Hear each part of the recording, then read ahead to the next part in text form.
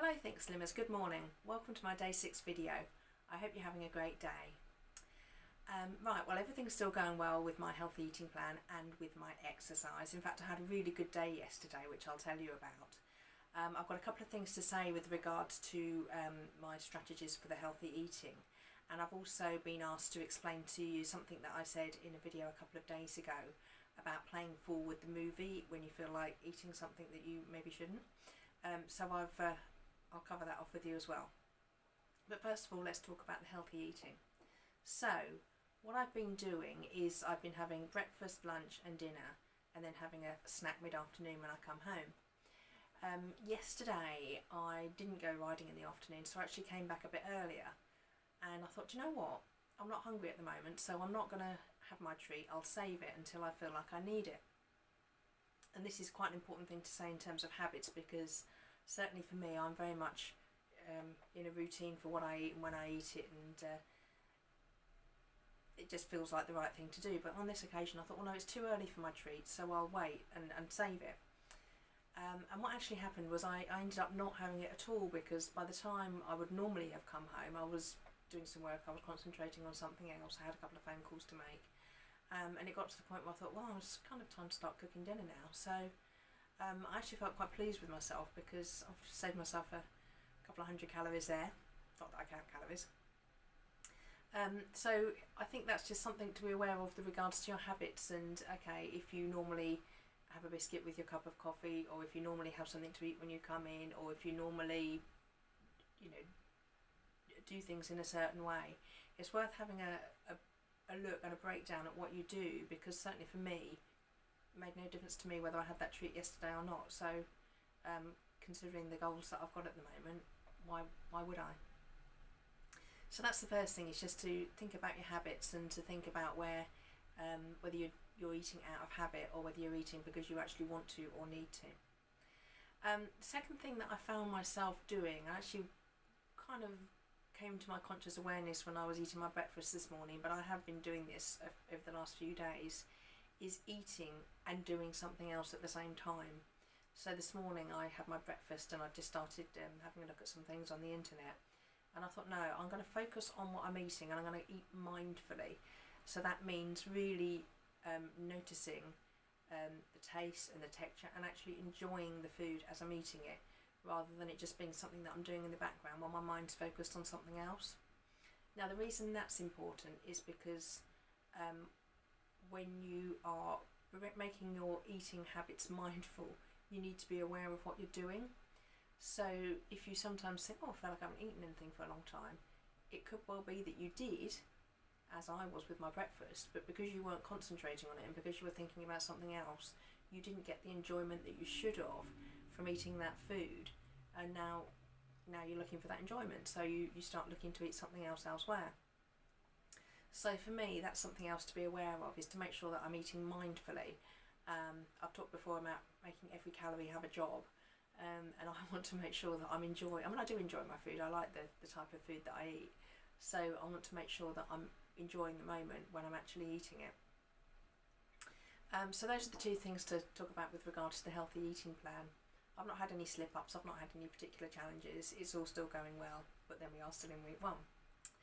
Now, the thing I wanted to talk about when I said in the video, I think it was day 4, I can't remember now, about playing the movie forward when you feel like you maybe want to eat something that you shouldn't eat, or that you haven't planned to eat, I should say, because we've talked about no food should be banned. If you make it banned, then you suddenly make it much more attractive.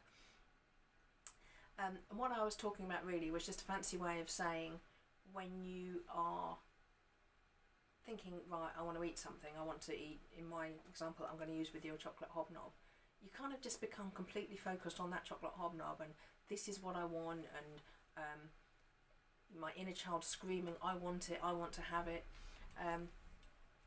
Whereas actually, if you can break yourself away from that and think about the big picture, of course you can eat it if you want to, you can eat whatever you like, you're an adult, but you're choosing not to eat it because you've got a bigger picture goal that's more important to you.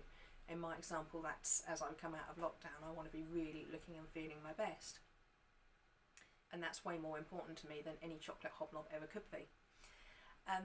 So I've done a little visual on this to help explain what I mean. It's actually quite a simple concept, but it's just a case of taking your focus away from that food, in my example the chocolate hobnob, and thinking, okay, so I'm going to be an adult about this, I'm going to be rational and think, yeah, okay, one chocolate hobnob's not going to change the world, so I'm going to eat it.